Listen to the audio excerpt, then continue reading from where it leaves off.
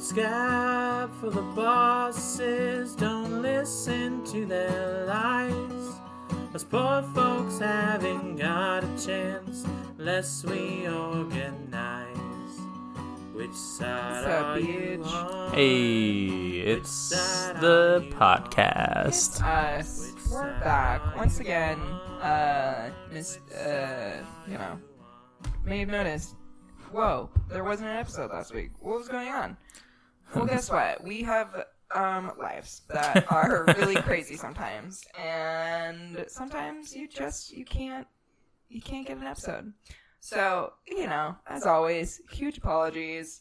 We're getting it together, but, we're busy folks. We got full-time jobs, shit to do. So, yeah. True.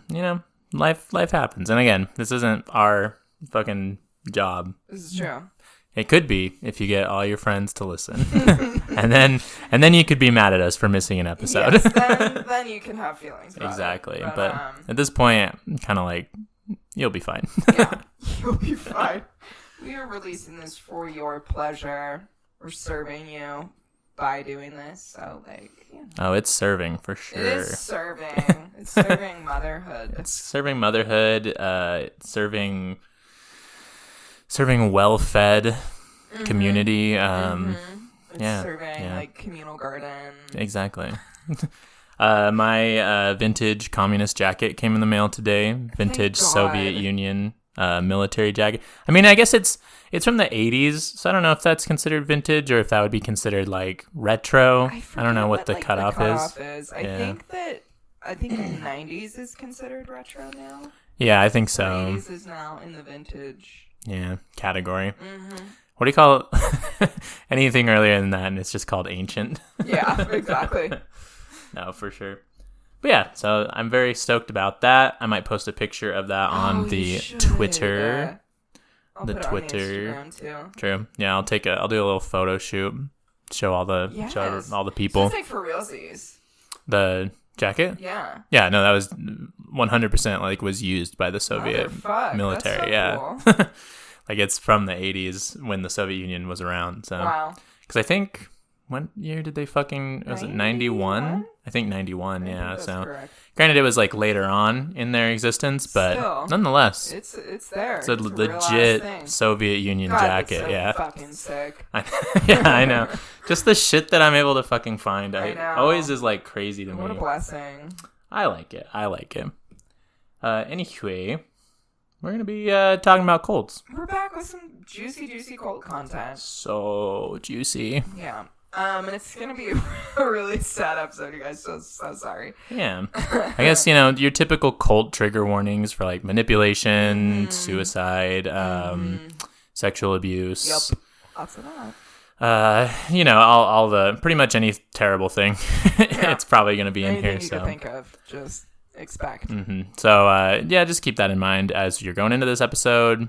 Never is a bad idea to take a break if you're feeling overwhelmed or you don't want to listen to something that we are talking about. So or even skip the episode. We'll be okay. It's heavy shit. It's rough, but I do think it's important to know, obviously. Agreed. Yeah, and it's important information, and it's good to stay informed. Yeah, because, unfortunately, Colts are still running rampant today, as, our last episode kind of portrayed, Right, it's I'm sure that the Colts that we're going to talk about today, iterations of them, or you'll be like, oh shit, that really sounds a lot like blank Colt that I know of, so.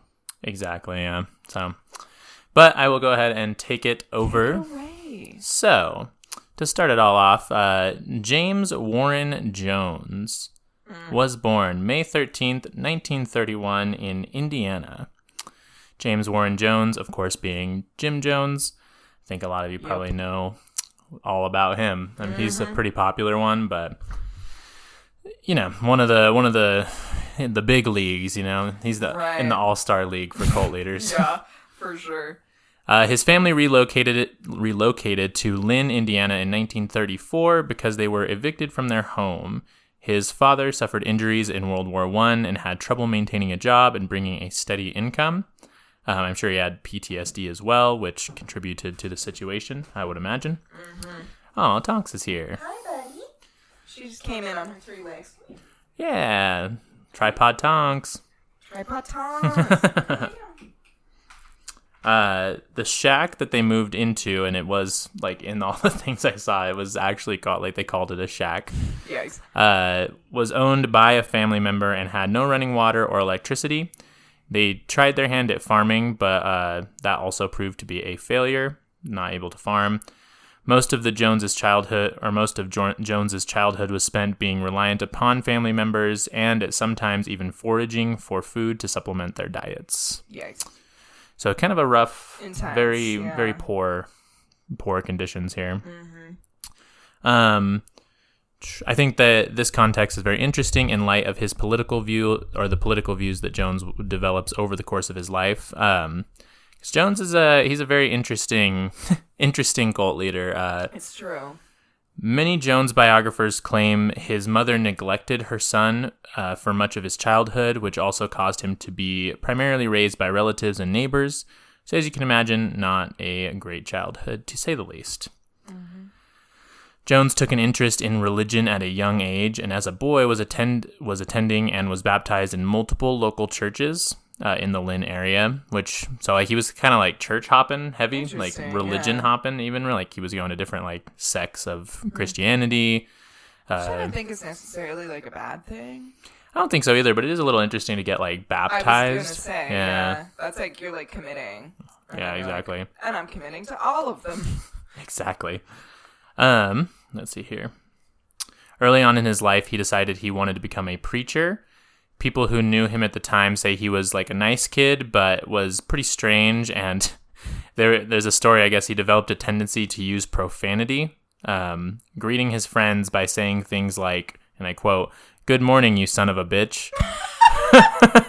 Or, "Hello, you dirty bastard." Well, that's just how I talk to you guys. Yeah, that's just just how we talk to our audience. Hello, yeah, you dirty bastard. Truly, every time we intro the episode, we're like, "You filthy fucking animals." Yeah. Jones stated this. Oh wait, before I go to that, Jones began reading political theory and developing a sense for what he believed outside, I guess, of specifically religion. He read people like Adolf Hitler, Karl Marx, Joseph Stalin, and Gandhi as a child. That's quite the mix there. Yeah, I was going to say, kind of a fucked up cocktail of political philosophy in the proverbial mixer of his brain. Amen. Yeah. Jones stated this about his childhood. "I was ready to kill by the end of the 3rd grade. Oh. I mean, I was so aggressive and hostile. I was ready to kill. Nobody gave me love, any understanding. In those days, a parent was supposed to go with a child to school functions. There was some kind of school performance, and everybody's parents were there but mine. I'm standing there alone. Always was alone." So, like, he obviously has a little bit of some resentment, it seems. Yeah, yeah. And also, maybe is a psychopath, probably. There's a possibility. It's giving antisocial personality disorder. Yeah. For sure. As he grew older, and in this case not particularly wiser, Jones was often seen in his high school carrying around a Bible and would reprimand classmates for partaking in drinking, smoking, and the worst sin of all, dancing. Oh my god. Ooh. Well, that'll make you real popular. Oh yeah, no, I mean, I bet they loved him. That totally will not isolate you further from like everyone and everything. Exactly. It was actually at a baseball game in Richmond, Indiana, that Jones would first be exposed to systematic racism, seeing how black folks were treated differently and what segregation was like. The mistreatment of black people in America would become a focal point for Jones and influence his activism for the rest of his life. So very pro-integration, pro-civil rights movement, all that jazz. Yeah. So, I mean, good thing, I guess. Right. To you know...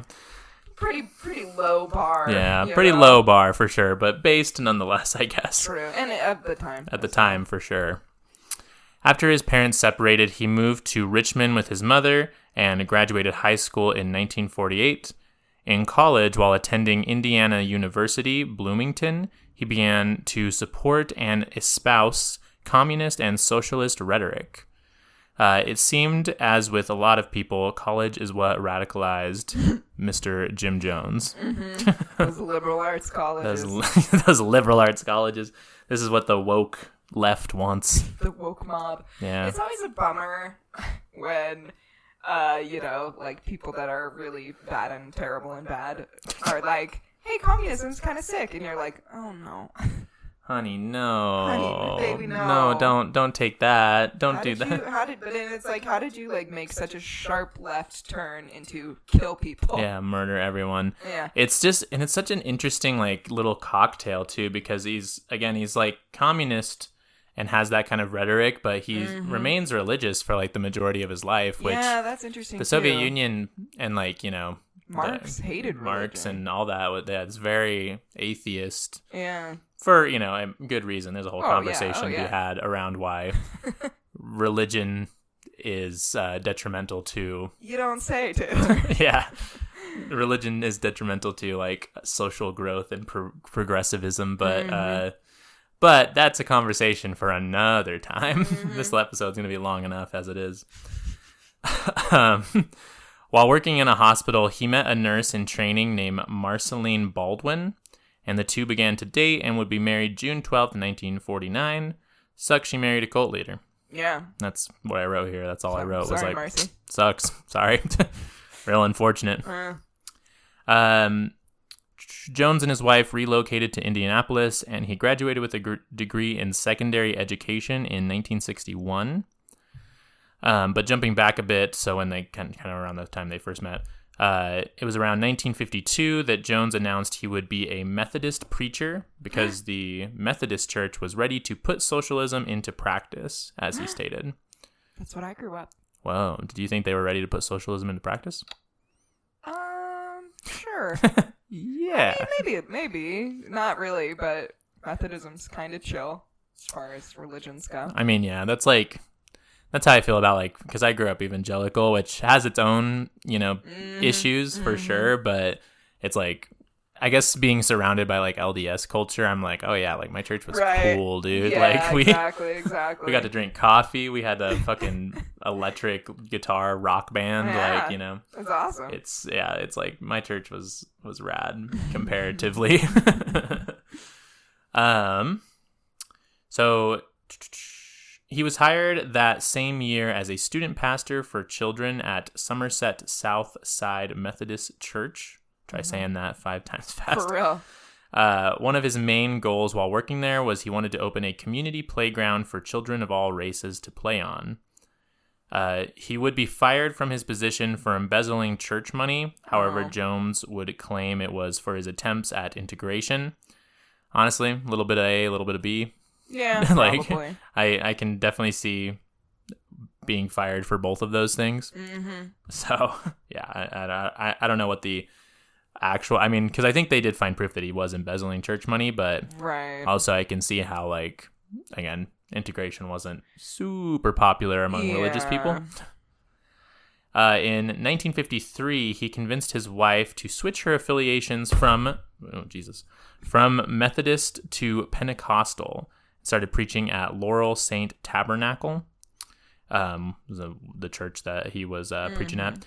And I don't know, Pentecostal churches, for some reason, like the majority of the cults that I've looked into for this show and just kind of in general, come from fucking Pentecostal churches. That's interesting. Because like the fucking Waco, they were like an offshoot of the Pentecostal church as well. That's true. And granted, that wasn't for cult month, but still weird. Yeah. During this time, there was a large movement called the Healing Revival that led into the Latter Rain movement. Basically, it was very much a miracle-based movement on the idea that like God would grant the gifts of healing to these leaders and they could perform miracles on behalf of the Lord. So kind of like, you think of like the big tent revivals where people would go in and be like, you are healed from your, what's the word? Not persecution, your affliction. Yeah. Like the dude like touches some young girl who can't walk, and all of a sudden she's like up skipping around. Yeah, and shit. she's fucking. Yeah, it's like a miracle working. My dad grew up in a church like that. That stuff's crazy. It's crazy. They lose like people speaking in tongues and miracle shit happening, snakes and shit. Yeah, shit. Crazy. Big crazy.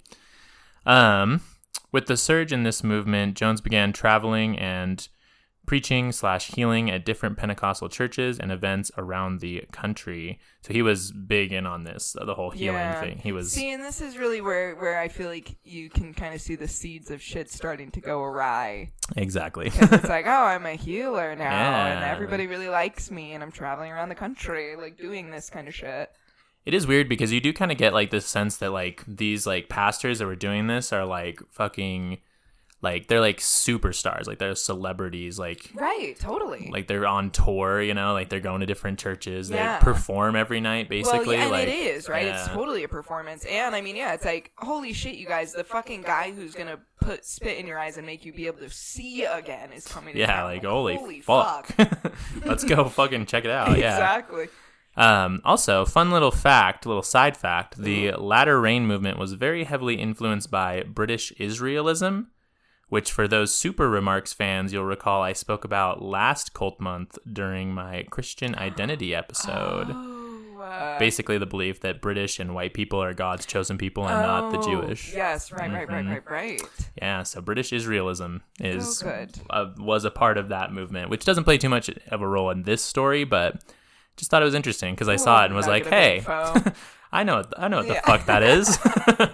Hey, white supremacy. What? You find it there. You find it in the weirdest places. You know, you're like, whoa, white supremacy. I didn't know you'd be here. It's real interesting. Insane. In 1956, Jones was ordained as a minister in the International Assemblies of God, and he held a big old healing convention. The convention was a success, and it caused him to rename his ministry to the People's Temple Christian Church Full Gospel. Okay. Or People's Temple, as it has become known as. Yes. But the full name is the People's Temple Christian Church Full Gospel. It's Christian name. It's Christian name. No pun intended. Is the People's Temple Christian Church Full Gospel. But you know what isn't? The People's Temple Christian Church Full Gospel. Yes. These ads, baby. Ads. Hi. All right, skis. We are back. We're back. And crazy how back we are. Let us know your favorite eye cream. True, yeah. I'm trying to find a good eye cream, folks. And I want one that like does things. Yeah. Not just like makes my skin feel soft. Like I want to actually help and moisturize and not look old. Exactly. Yeah. And if y'all know of one that makes it look like I actually got like a good night's sleep, ideally that would be awesome. Yeah, it's nice. That is kind of the issue with wearing glasses is like because I have a glasses tan line. And I'll probably always like have one because I wear glasses all the time because I'm very blind. And but it makes like when I'm not wearing them, like it makes my eyes look like I have really dark circles just by like the nature of. Yeah. Are you ever a contacts guy? I don't feel like I've ever seen you wear contacts. No, I don't because I tried them when I was, and maybe I should give them another shot. But I tried them when I was in like 6th grade. And I was like, I fucking hate this. Mine made up forever. Yeah, no, for sure. And then I just kind of never really went back. I mean, glasses are definitely your vibe, though. That is true. And like, it's just become such a part of like my aesthetic, my look, you know, that it's like hard. I just haven't really ever had the desire to go to contacts, you know. But yeah, who knows? Who knows where the wind will take me? Who knows what the future holds? Exactly. Yeah. Could be anything. That's true. Charlie. All right. Well, back into it here. In 1956, Jones was ordained as a minister in the International Assemblies of God and held a big old healing convention. Started or changed his ministry's name to the People's Temple, Christian Church Full Gospel. Jones would teach that supernatural gifts were signs of the end times and that he himself was a manifestation of Christ the Revolution. Oh. So, like, I guess it's like, I didn't fully like grasp it because I'm sure there's a lot of like theology that they taught and everything, but like they had these ideas that like there was different kinds of like manifestations, I guess, of like God. So like Jones was saying like I'm the manifestation of like Christ, the revolution, like the revolutionary or whatever. Okay.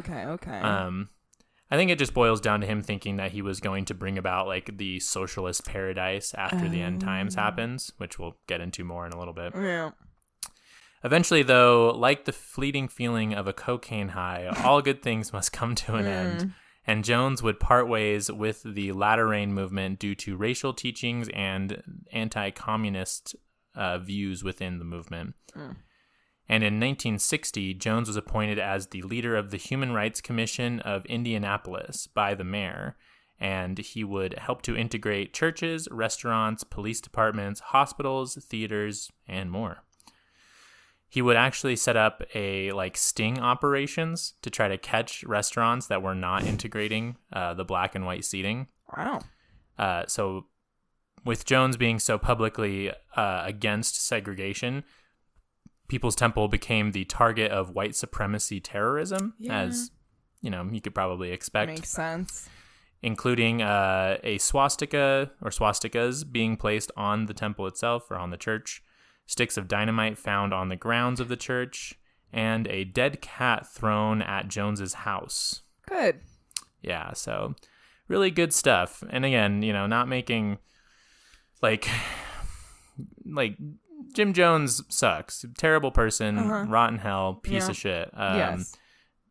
It's pretty bad when, you know, the rest of society didn't like him because he was doing like one cool thing, you know. Right. Yeah, like that's what they were mad about. You had to be better than an actual cult leader who kills a bunch of people, and you couldn't even do that. Right. It's a really low bar to have to surpass, and you were not.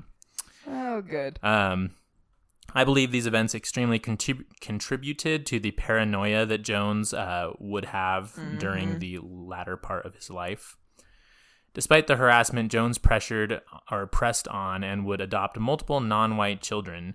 He branded his family and his church as the, air quotes, rainbow family, which very much sounds like what someone, like some fucking influencer mom who adopts a baby would put on their Instagram. That does. Or a rainbow family, you know? Yeah.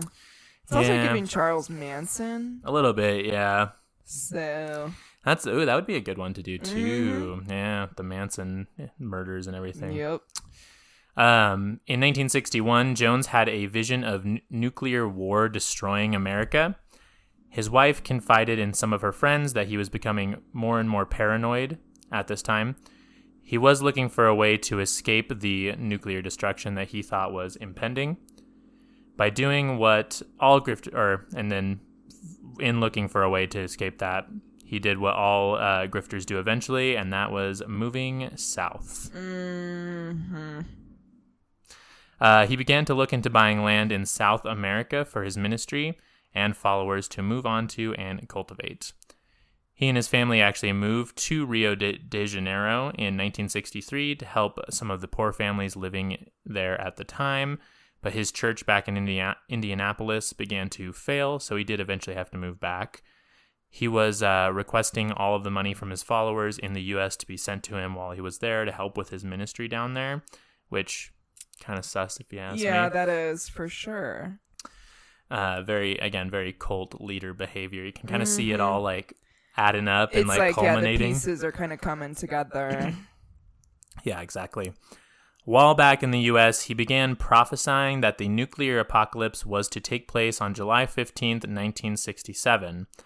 Not to spoil the story for anyone, but it did not happen. It's always good when people start prophesying the end of the world. Yeah, you know. Especially when they have like a very specific date, too. That's you know good things are going to come out of that. Yeah, for sure. It's wild to me, and I know there's a lot of psychology that goes into it, but like, and you know, and like, it's hard to like picture why like people would continuously believe that like this person is right. Yeah. After so many like like inaccurate attempts, but like again, it's just I guess it's like the sunk cost fallacy where you're like, well, I'm in this, so I'm just gonna keep going with it. Exactly. Like, yeah, I don't know. It's wild. He did successfully relocate his ministry to Northern California in 1965 in the Redwood Valley. About 140 of his most committed followers moved with him, while the rest stayed behind under the leadership of assistant pastor Russell Winberg, who said Jones was, air quotes, drifting away from Christianity. No shit. I'd argue that he had drifted long ago. Mm-hmm. By 1969, his membership had gone up to about 300 in Cali, and he began to shift in ideology to something that an ideology that he coined called apostolic socialism. All right. Here's a quote. Jones taught that those who remained drugged with the opiate of religion had to be brought to enlightenment, which he defined as socialism. Jones asserted that traditional Christianity had an incorrect view of God. By the early 1970s, Jones began deriding traditional Christianity as flyaway religion, rejecting the Bible as being a tool to oppress women and non-whites. Jones referred to traditional Christianity's view of God as a sky god who was no God at all. Instead, Jones claimed to be God and no God beside him. So, I mean, it's like, I too agree that the Bible is a tool to oppress women and non-whites, but also being like, I'm God is a little like, oh, yeah. Well, and it's the just wrong conclusion from that. It's like when he realized that religion wasn't serving him, he was like, oh, actually, it's been wrong all along. Like he did a real fucking Exactly. 180 from being like a traveling healing pastor to being like, actually, religion bad. Yeah, and I think you can kind of just see how, like, he was trying to, like, consolidate his power more and more. Like, he's like, well, Yeah. I've kind of reached my height as, like, one of these celebrity healing pastors. So now I got to go in and, of course, say that, oh, I'm actually God. Right. First I was the manifestation of Christ the Revolution, but now I'm actually God. I am God There's himself. no other gods beside me, Mm-hmm. So again, it's just kind of this like escalating, like I need more and more like allegiance and attention and like all that. So yeah, you can really see him begin to develop the cult leader God complex while being mixed in with this like pseudo-Christian and communist influence. He actually sent out a tract called Letter of Killeth, which criticized the King James Bible, saying King James was a slave-owning capitalist, which is true, but you're also saying that you're God, so I don't know, dog. Yep. And then as this was all happening, he would baptize people in his congregation in the name of socialism, which is like, again, it's so insane because it's like socialists don't like religion. Like it's those two things don't go hand in hand. Very interesting combo. Yeah. But okay. Very strange. So he continued to warn of a nuclear apocalyptic race war that would see neo-Nazis enslave and eliminate people of color. Accepting his teachings would save you, though, and they would emerge to create the perfect communist society after the, big apocalyptic race war. So which is giving Charles Manson for sure. Yes. Oh yeah. Jones was heavily using drugs and would push people to fulfill his plans and teachings aggressively by giving all the money that they had to the community, aka Jones. And if they worked outside the community, they had to give all of their income that they would make to Jones. And he would frequently have the followers do projects for him and for the furtherance of his goals. So again, really solidifying that he is in charge and you have no autonomy. See, and this is why communism gets a bad name. Exactly. Like this is not communism. No, baby, no. Excuse me. He did all the cult classics, like limiting exposure to the outside world and loved ones, controlling the sex lives of his followers and who they could marry and have romantic relationships with. Check. He would force followers to get abortions, as well as raped and sexually assaulted multiple men and women in his community. As with most cult situations, this all comes as stories from witnesses and recollections. So I don't know that we'll ever know for sure how long and how often this was taking place. But But with the irrationality of Jones, I would guess very often and for probably the majority of the time, he was in a place of power. Mm-hmm. So... And I mean, just especially given, like, it was pretty clear that he had bad intentions, just, like, in general. Mm-hmm. Early on. I mean, he was like, I want to kill people in, like, the 3rd grade. So, yeah. You know, I think that the second that he got, like, a modicum of power, it was like, sick, I can literally do whatever I want now. I actually can do that, yeah. Mm-hmm. Well, and I think, too, like, again, his whole, like, the vibe of being, like, one of those traveling healers, it's like, he for sure, I feel like fame and, again, attention and, like, being, I don't know what the word is, like, having followers and having, like, manipulating people was always his goal. Yeah, clearly, Yeah, clearly, but, so I don't know. Those who did not obey Jones were punished with low rations of food, increased labor, and physical violence. He created his own security force to protect himself and keep the followers in line. Oh, good. It's always good when that happens, too. When they have that little inner circle. Yeah, it's very... And when they have, like, their own, like, not army necessarily, but, like, their own, like, force type thing. Yeah, exactly. You know? I mean, he basically does get an army at some point, but... Yeah, I mean, it's very much giving, like, SS fucking Nazi, like, Hitler's little inside secret police force type vibe, so... Not good. By 1973, more branches of People's Temple were opening, and membership was at about 2,570, with 36,000 subscribers to his newsletter. He also became involved in San Francisco politics, and played a crucial role in the election of Mayor George Moscone in 1975, which is never good when the leaders start getting involved in fucking... the politics of the area, because then they get more influence, and then they're, you know, not able to be brought to justice because they are fucking inside the fucking government. Like, yeah, bad stuff. So plot twist on this one, but it turns out that the spiritual healings he was doing was actually not real. It was a hoax. Son of a bitch. I know it's very surprising. I was shocked. He began to get bad press as more and more people exposed him for being a money-hungry fraud. And, you know, moving into, like, the 70s, people were starting to call out, like, these, like, scam artists and spiritual healers more. Because it was, people were thinking rationally again. Right. But yeah, so he was kind of being exposed by journalists. It was proved that in one scenario, he actually had drugged a member of his congregation and applied a cast to their arm, saying that, and then they had told them when they woke up that they had fallen and broken their arm, and then he would later remove the cast during a healing and say that the bone had been healed by God. So, you know, classic. He also, at another time, would have a member cough up a chicken gizzard and claim that it was a tumor that had left their body. Okay.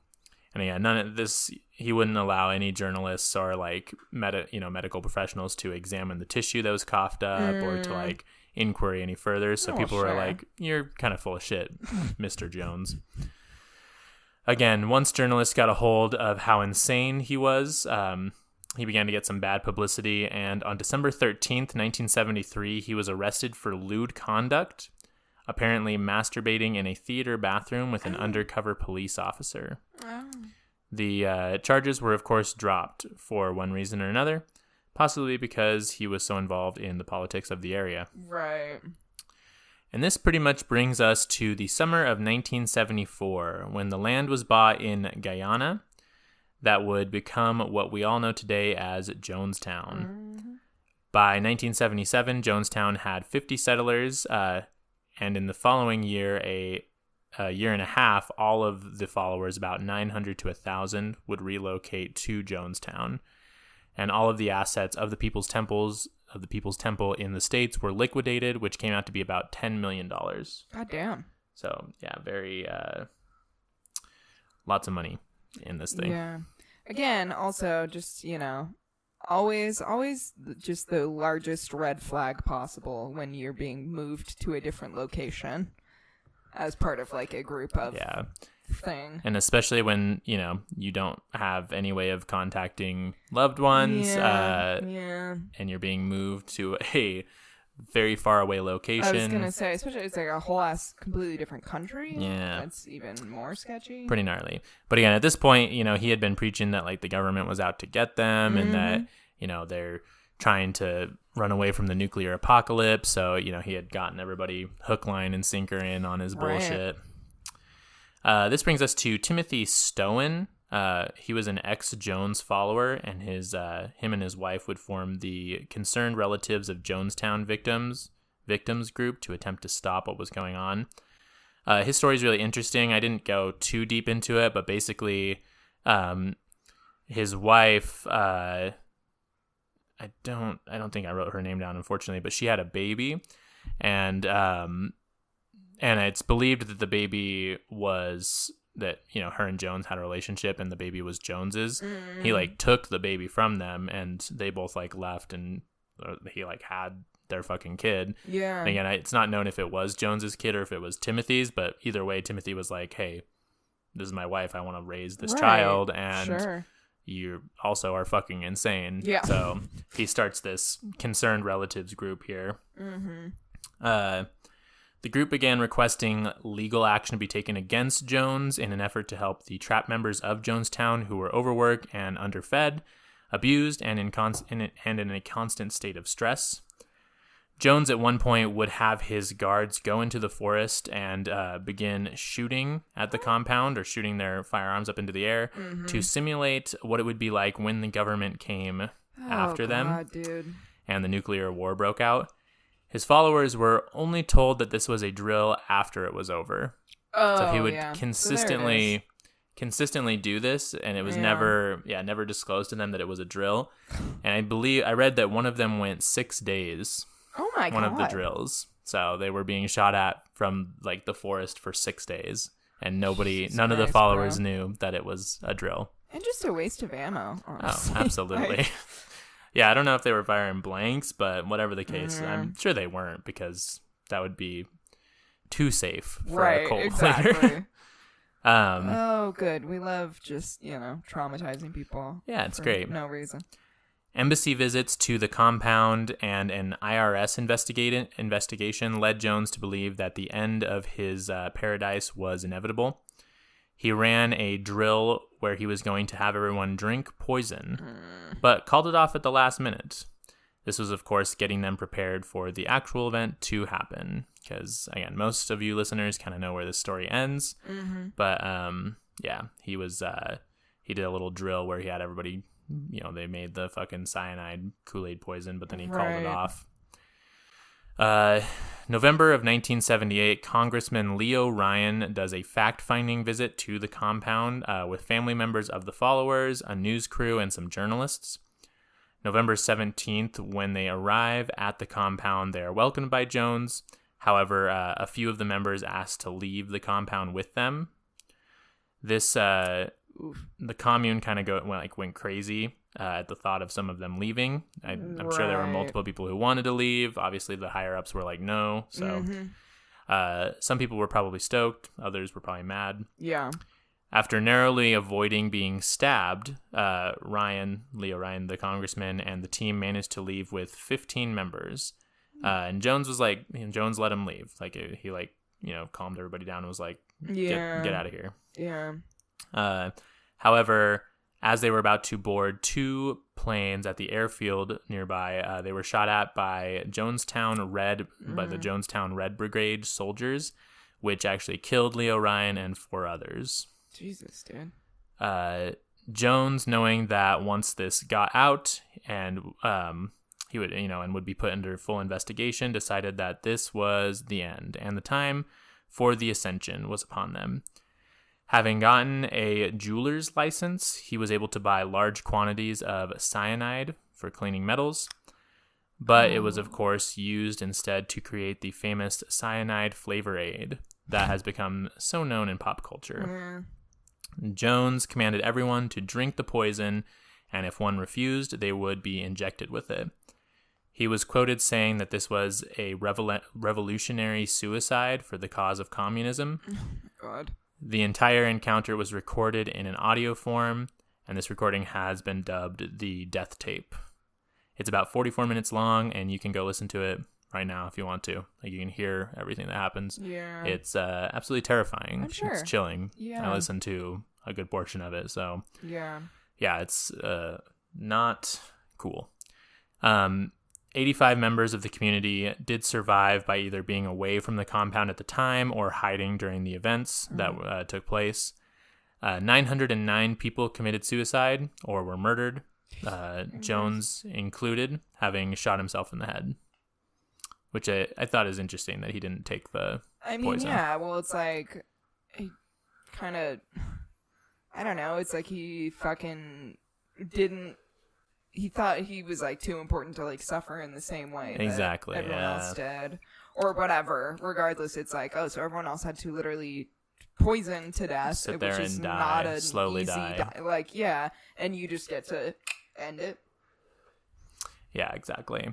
The real kicker is, the real kicker to all of this was that he was fighting for this cause, this cause so heavily that, like communism and like this newfound like organization and like this new like religious freedom and things like that. And the kicker is that the religious organizations of the time disowned him after the event, calling him a cult leader and a Satanist. And the Soviet Union, when asked about the whole thing, attempted to distance themselves from the tragedy, stating that it was a bastardization of revolutionary suicide. Yeah. Like the concept of what that actually means for Right. like real revolutionaries. Mm-hmm. So yeah, he didn't get endorsed by either of them, and basically just killed about 1,000 people. Yeah. So Yeah. really good stuff. Yeah, Very, very cool. Did you read about his pet monkey? I did not actually. He had a pet like a pet attack monkey. Oh wow, He had a monkey that he like trained to like attack his enemies. that's insane. Yeah, I think that was pre-cult also. Probably. I mean, he was like doing a lot of fucking drugs and was like paranoid as fuck. He was a really crazy person. Yeah. So yeah. That's like Synanon level fucking insanity. Exactly. Like, Yeah. And that's, I mean, yeah, this is like, I don't know, it's wild. And I don't know, like, because there's like a lot of debates that I was like reading about of like, did Jones actually believe what he was saying, or was he just like this power hungry fucking egomaniac? Like, Yeah. what, to what degree of it was him like conning people, and to what degree did he actually believe? Sure. And I don't know that it really like matters in the end, but Yeah. I think the amount of like commitment that he showed, I think that he had to have at least believed some of what he was saying, I think I would say he definitely believed in like the nuclear war happening, and I think he definitely believed that like the government was out to like get him. I think he just had that like level of paranoia. Yeah, I agree. But as far as like actually like what he believed he was saying about everything else, Yeah, it's hard to say. yeah, son. That's the good old Jonestown Massacre, as they've dubbed Jonestown. it. Yeah, again, probably one of the most infamous cults in all of history. Truth. But yeah, so that's that. I say we take a little break, and then Let's we do come it. back fresh for Phoebe's little cult story. Let's do it. Maybe not so little. I don't know. It's we'll see. I don't know. Sounds good. Ads, commentads. What's up, sluts? What's up, you dirty whores? Filthy sluts. We're back. We're back with more really bad stuff. Always. So, Love it. get ready for that. Jot that down. Jot that down, RQ. So, to understand Utah, you have to understand the foundations that this state was settled on. A group of pioneers, led by Brigham Young, had been banished from every other land they had tried to settle on when they finally hit one of the most westbound points of the country that had not yet been colonized. Quick note, wonder why they were kicked out of everywhere else. Yeah, kind of weird that that's crazy. and like the fucking this is sorry. I always feel like I tangent like so quick into yours, but like it's funny how the narrative has changed to like a persecute like. The Mormons were persecuted before they settled, the pioneers before they settled here. It's like, well, I don't think that's why they had to move around, is because they were being, I mean, I guess if like not wanting a weird fucking cult to settle in your area is considered persecution, then yeah, they were persecuted. There you go. Yeah. Seeing Utah as free land because the only people claiming it had dark skin, the pioneers swiftly slaughtered all the natives in sight, built their homesteads, and called it the place.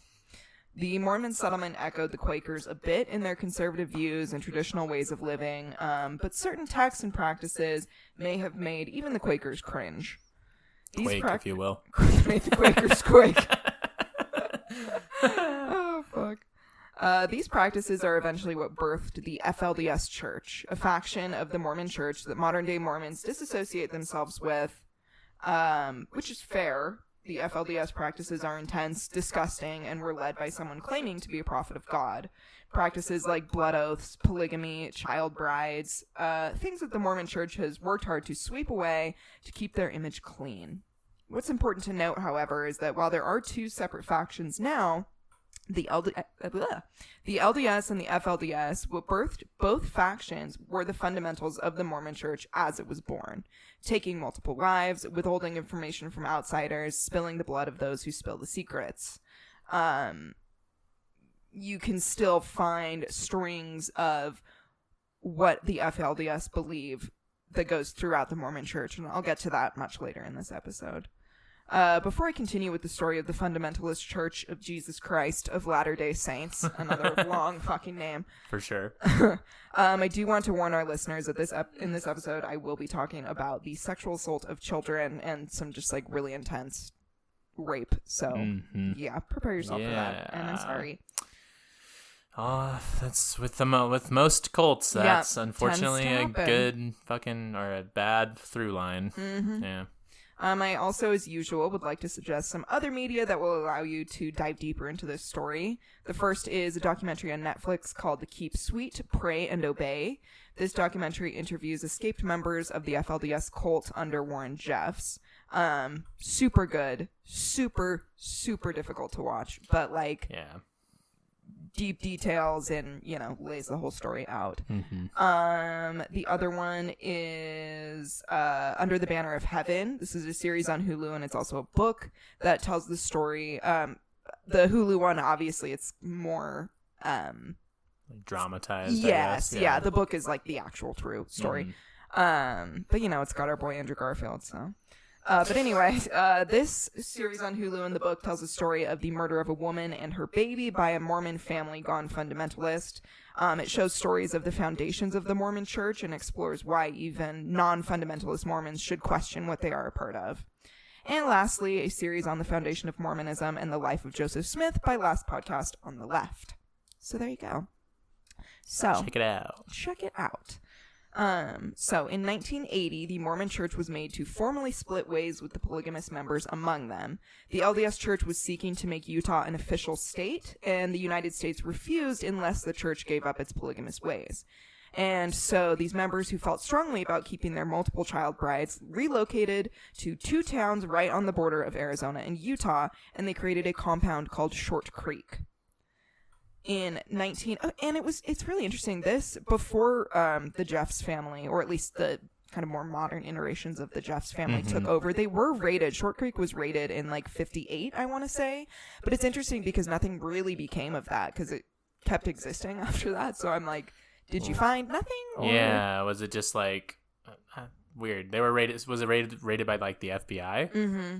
Damn. Or like by like local, you know, whatever by law local enforcement. Yeah, okay. Yeah, so I don't know if it was just anyway, and I'm kind of getting ahead of myself, but you know, after a certain point, this entire like FLDS had taken over these two towns. Yeah. Every single person in office, every single law enforcement person was all cult members. Yeah. So it was difficult. I think probably post, you know, the 50s and more when the Jeffs family took over was really when it would have been really, really difficult to like try and do anything about this, because it's like everyone around them is part of this. Anyway, okay, so in 1986, Rulon Jeffs took over as president of the FLDS cult, having the title passed down to him from his father.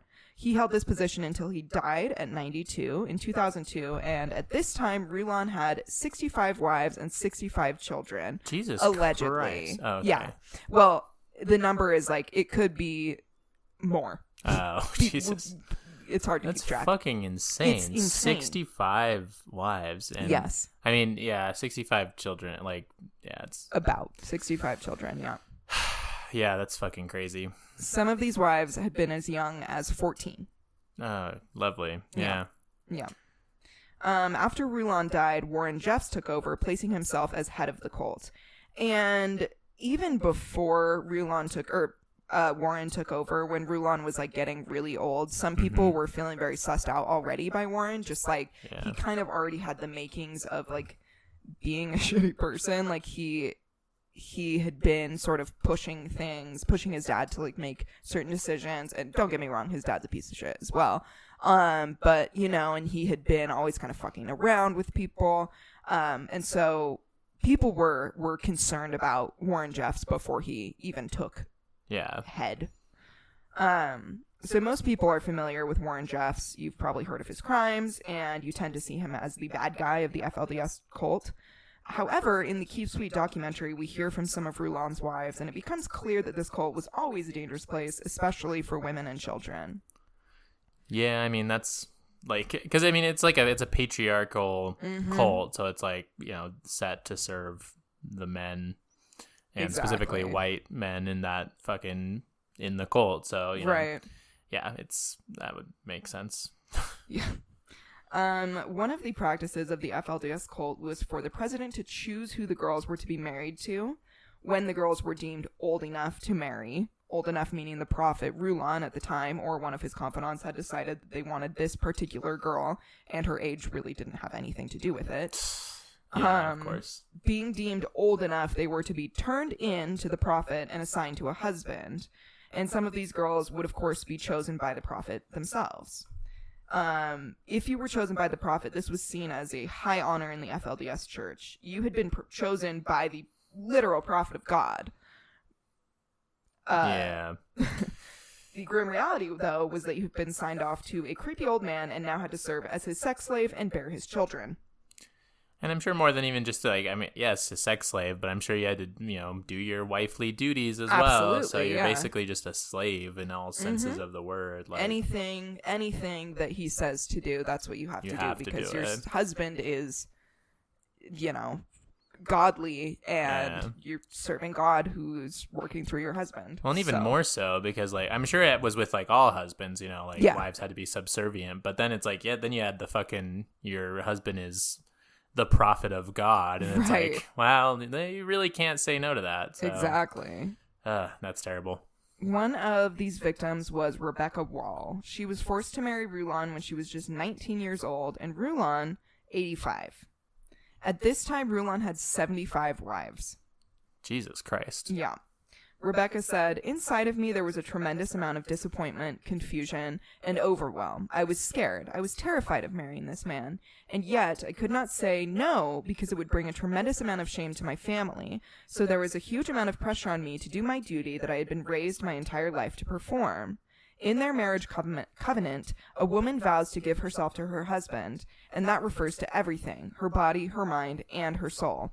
So, you know, it's like, she didn't have a choice really to not marry this 85-year-old man, not only because of like she's a part of this thing, whatever, but it's like literally her family and everyone around her is pressuring her because what a huge honor this is. And also, like, if you're going to back out and not marry the prophet of God, you're probably going to be kicked out, and you know nothing besides this life. True, you have no support system. You have no idea how like the world functions. Like, they don't prepare women to like not at all be in society. They prepare them to be fucking, again, sex slaves. Exactly.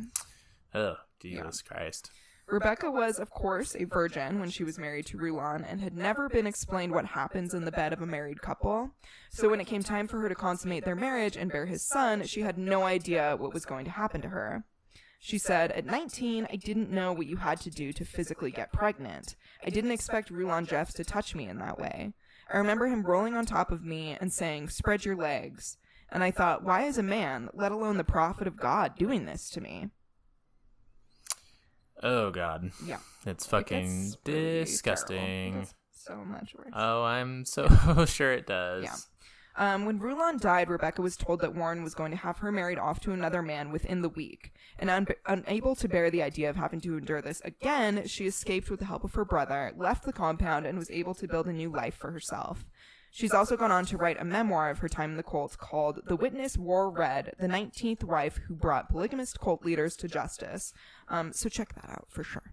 Definitely, yeah.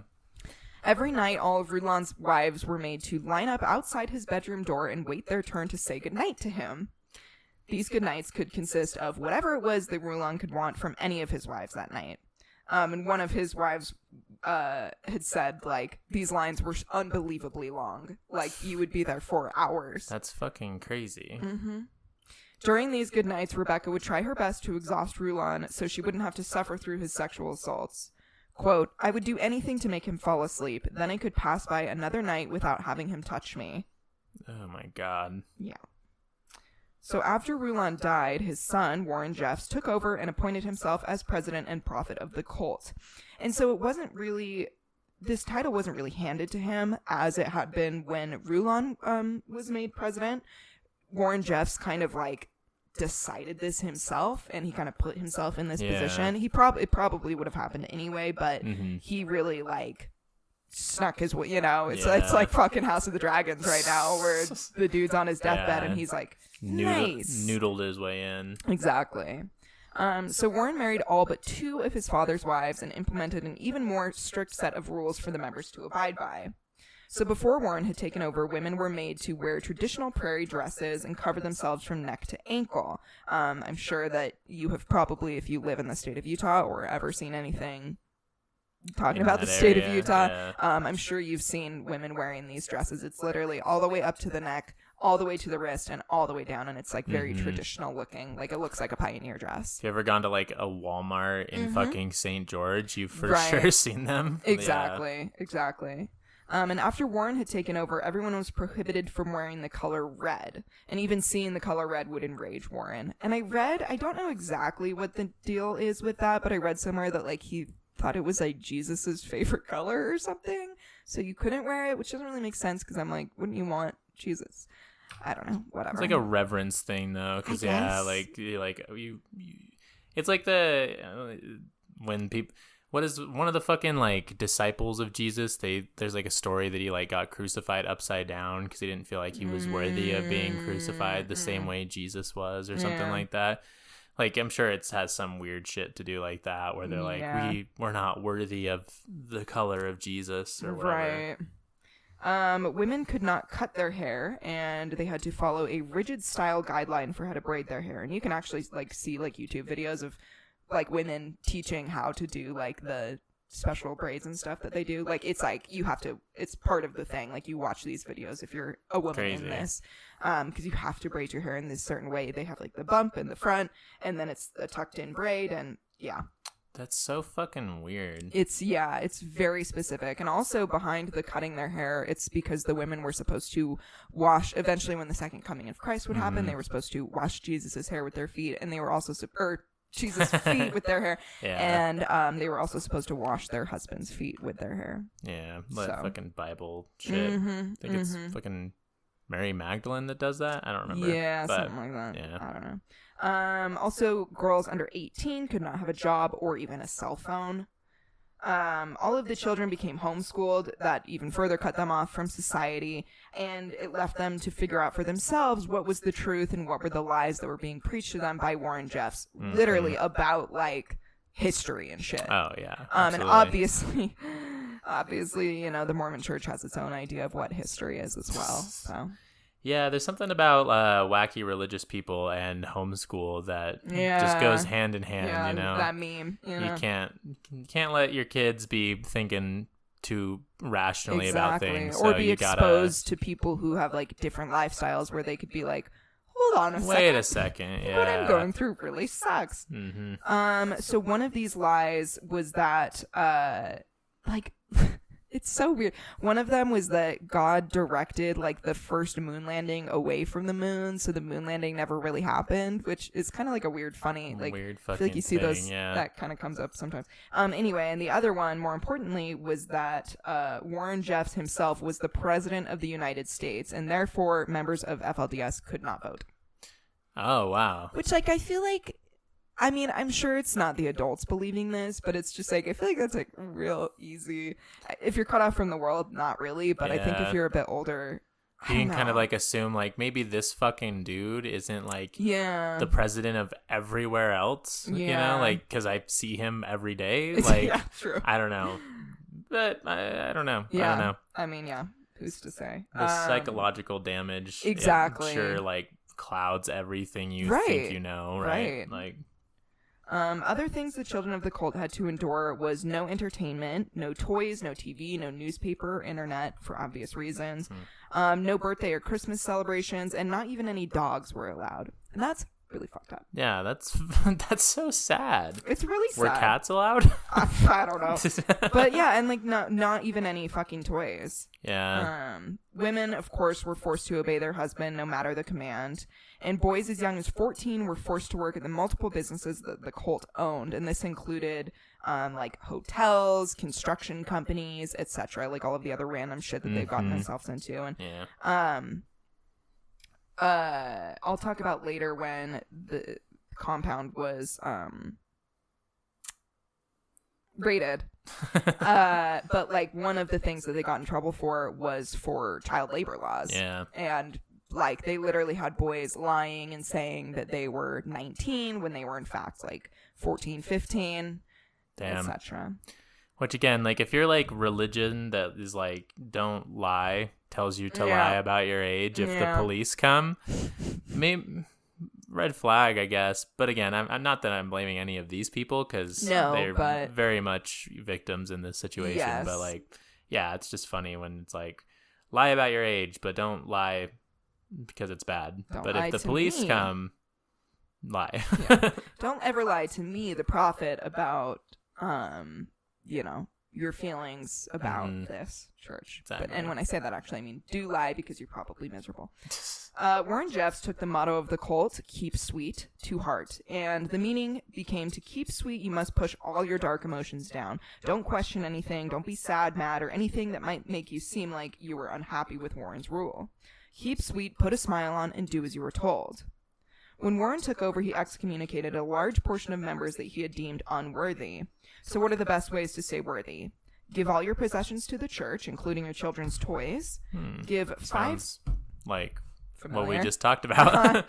Give $5,000 at least to the church to prove your faithfulness, which is like, Okay. And most importantly, do not question Warren's sexual assault allegations. In fact, pretend that they don't even exist at all. Oh my God. Yeah. Eventually, Jeffs had to go into hiding due to all of the allegations against him for multiple things. And all of his moves from then on were in secret, eventually leading him to move his compound to Texas, to what he called the Yearn for Zion Ranch, or the YFZ Ranch. So once again, not only did they already kind of move and live on this compound, now we're doing it again. Not going a good south. sign. I've told you, any good fucking cult, they end up going south. And especially as we had talked about, when was that? On one of the episodes, we had talked about how in Texas, like the marriage age was for Waco, yeah. Oh, yeah, that's right. So 700 members lived on this compound, including Warren's 65 wives. They slept in sleeping bags on the floors of cramped trailers. So, you know, really yearning for Zion there. Yeah. It was at this ranch that Warren Jeffs would conduct his higher elite training and his heavenly sessions. These elite trainings were where Jeffs would instruct his child brides on how to please him sexually and train them to be subservient. So again, very heavy content warning. as I said at the beginning, but like especially for what we're about to get into. Okay. And so this is quotes from some tapes that were released during Jeff's trials of what happened during these higher elite trainings, the things that he had to say. So, quote, "You have to know how to be excited sexually. The Lord has intended that my ladies, all of my ladies, be trained. When you are with me, you must be inspired. You have to be inspired to assist me. Very few of my ladies have been allowed to assist me. To assist me because it takes a heavenly gift. You have to pray harder than ever. You have to know how to be how to be excited sexually and to be excited to administer that comfort and strength. And you have to be able to assist each other. And you have to be prepared to be trained to do this against the time I would need your help, the Lord's help. All of my ladies need to be trained. You ladies just don't know how men out in the world are." And a young woman's voice says, "We're so glad we don't know." And, you know, that all sounds like kind of confusing as he's saying it, but I'm going to read a little bit more of it, just to sort of put into perspective. He's basically saying it like a sermon. As he's sitting these women down, he talks like it's in a sermon. He says, "God instructs for quorums of wives to be with me, to assist me, to comfort, yes, even physically. Verily thus saith the Lord unto you, my servant Warren, I, the Lord God, thy God, look upon thee at this time, and my smile shines upon thee and these daughters who are with me." So, you know, he's saying, oh, like, God is telling me all this stuff, and as he's saying all of this, it's like this long droning fucking thing. It's very like, sounds like he's reading it out of a Bible, right? It's that kind of language. So the heavenly sessions was when Jeffs would rape his often underage brides. He would force the girls to have sex with him, have orgies in the bathtub that he called his baptismal font. Ew. It's fucking Fuck horrible. this guy. Oh my god. He even introduced something that he called Sarah's Law, which was a new law that, according to Jeffs, meant that these girls had to be together sexually to please him and sort of put on a show, touching each other. Yeah, which is great because also, you know, this cult is extraordinarily homophobic, so. Yeah, it's very cool that he's like, oh, you know, lesbian sex is fine between to please me as a man. And like just the fucking like I mean, it's again not a big fan of religion in general, but to be like, God wants you to pleasure me as like your fucking husband, like it's just next levels of fucking like manipulating what people think of as like God's word to get your own sexual, in this case, sexual satisfaction or for your own gains. And it's like, again, it's just like a new level of like disgustingness that like, again, obviously the normal church is disgusting about a lot of things, but this is fucking gross. And I'm very upset by it. Jeffs used these heavenly sessions as punishment, or he would sometimes use these heavenly sessions as punishment for when girls would break the rules, and Jeffs would tell them that they were atoning for their sins. Brielle Decker, who was one of Warren's wives, she began refusing to do anything sexual with him and was sent away to the Dream Center. Here she met 30 other wives who had been sent there for the same reason Brielle had. These women and girls were expected to redeem themselves here at the Dream Center, which I don't know exactly like what you had to do to redeem yourself. I guess kind of you would just be thrown there for a while, and then when you came back, like you better fuck Warren Jeffs or be raped by him and just allow that to happen. When living at the Dream Center, these women were ripped away from their children who would stay living at the YFZ ranch and would be forced to participate in the heavenly sessions. Their children would. So heavy content warning for what I'm about to talk about. So one of the worst of these sessions was when several brides were made to tie down a 12-year-old girl in order for Warren Jeffs to rape her.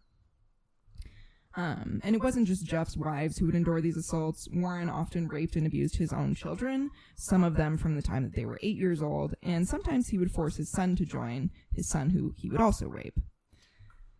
Again, very homophobic group and religion. Yeah. But, all right. And I know rape isn't, about like the sexual pleasure often, but it's like a power thing. But again, very homophobic It's just to like the rest of the a lot world. of layers of like bullshit. You know? So it's fucked up.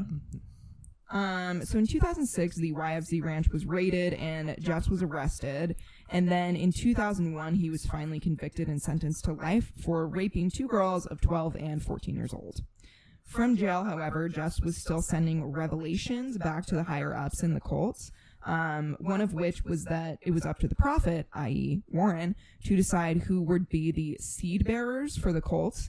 Meaning that Warren would decide which men were allowed to have sex and, subsequently bear children. Interesting. Yes. So, since Warren's arrest, it's definitely, this is still a thing. It's still happening. And I mean, the abuse continues to run rampant, I'm sure. Absolutely. Like, in the cult in general, just based off of the culture and the teachings and everything, but yes. I mean, he's not abusing people as right. much now, so that's good. Having him, like, the head of it all, be in fucking prison for life is, good news. Unfortunately, he still has contact with the outside world, which I frankly don't really think that he should be allowed to. I don't think he should be allowed to send letters. I just think it's clear that he's still a very dangerous person.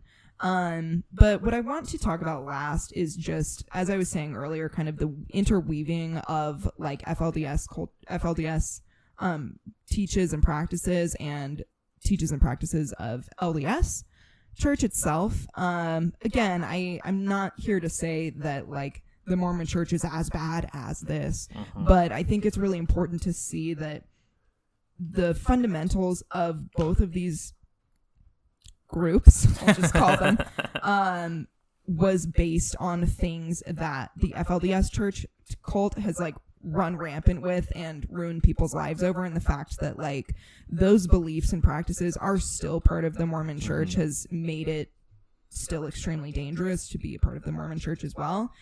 In particular, I'm sure that a lot of you have heard of the Associated Press article that came out talking about the hotline for people within the church that were experiencing sexual abuse, and the fact that those abuse allegations never actually reached the ears of any law enforcement. So one in particular was MJ. She was a young girl, just 5 years old, and her father admitted to his bishop that he had been sexually assaulting her. This bishop sent him to a helpline for guidance, and the bishop was told to not report this abuse at all. The fucking dude, it's just with all of these fucking groups, and it's not even just cults, it's fucking regular ass religious institutions too. It's always sweep it under the fucking rug, pay people off, like don't report. Yep. It happens so often, and it's so fucking disgusting. Yep. Oh my god. Yep. So this father continued raping this 5-year-old girl, and she aged, for about 7 more years, and then also continued to do this to her infant sister. And he would record the abuse on video and posted the videos to the internet. Jesus Christ. Once again, he was told he was never reported to the police by anybody involved in the church and was sent to a hotline. Great. Lovely. Yeah. So the Associated Press had uncovered 12,000 pages of sealed records from a child abuse lawsuit against the Mormon Church from West Virginia, and this really revealed this helpline and revealed how like the church is completely complicit in all of these sexual abuse allegations and how they never really do anything to help the victims or stop the abuses from happening. Now that MJ has grown up and she has luckily left the church and gotten away from these people. And I'll just leave us with this quote to end it all. So please do. She said, quote, "I just think that the Mormon Church really sucks. Seriously sucks. They are just the worst type of people from what I've experienced and from what other people have also experienced." Yeah, they're fucking awful. So amen. And again, I feel like the hard part is that like there are like Mormon people that I know that are very nice people. Agreed. And similarly, it's obviously not nearly as intense as people who are in the FLDS, but Right. they have also been programmed and Exactly. have grown up in this culture and, you know, in a way are the, you know, a victim in and of themselves to Right. this kind of, you know, this organization. Again, it's not as intense as the FLDS, but Mm-hmm. it's hard because I think it is easy to start blaming the people that are involved in it, and it's like sometimes Right. they don't even know how gnarly things are, you know. Exactly. Yeah, right. Like members who are probably don't even know about these things until these articles come out or pages are unsealed or Warren Jeffs gets arrested. I'm sure you don't even know that these things are happening. True. But yeah, I think it's just really important to see where these two stories kind of weave together and how like the things that both of these groups were founded on have created an unhealthy environment for people, again, specifically women and children. Again, I would like really highly suggest watching the Netflix documentary Keep Sweet, Pray and Obey, which is completely just about the FLDS, and then either reading Under the Banner of Heaven or watching the show. Obviously, I'm sure the book is more detailed and better, but I do highly suggest Under the Banner of Heaven just because I think it really, really strongly highlights like why, regardless of trying to dissociate themselves from the FLDS cult, that like it's still a part of it. Mm-hmm. Regardless, this is the foundations of this group, and it's going to taint this for the rest of its existence. Oh, absolutely. And again, it's like you're founded on a white supremacist, patriarchal movement, and so there's always going to be this kind of toxic. And again, you might not endorse it like the FLDS do, right? But there's always going to be this toxic mindset that people have, and this stuff is going to run rampant, especially when you fucking are more concerned about your image than you are about actually protecting people. Exactly, You which is pieces why of you fucking won't shit. report this shit to the police. And I hate Shocker. you, and I hope you fucking die. Oh God. Anyway, so yeah, there's our rough, horrible episode. Very, very rough. Let's quickly go through. Let's do it. The plugs, and we can get on to some nicer things. Yeah, take care of yourselves as always after this. Please these kind of do. episodes because they're really rough, and Please remember do. that there is actually good things in the world. Truly. Please check us out on Twitter. It's at RemarksPod. I'm going to tweet a few things. You can see my new jacket. Yeah. Leave us a review on Apple Podcasts. And you can check out my music. I make my music personally. It is just under Taylor Lacey. So you can always check that out. And Phoebe. You can look at our Instagram, which is at Remarks Podcast. You can go to our TikTok, which is the same, at Remarks Podcast. You can subscribe to our Patreon if you would like content that is considerably less sad. And we'll do a quick shout out to our patrons as well, starting with Justin Vass, Andrew Vass, Tede Soltero, and Emily Doran. Thank y'all so much. Amazing. And yeah. Big shout out to, of course, Circle Pit Radio, our network that we are on, our corporate overlords, as I call them. So they are great. So they're fantastic. Check out their other shows, which they do also have more lighthearted content. So it is, go listen to, it is a nice palate cleanser. Yeah. After this to laugh to yourself. Exactly. Anyway, guys, thank you for listening. And Kay, love you. Bye. Bye.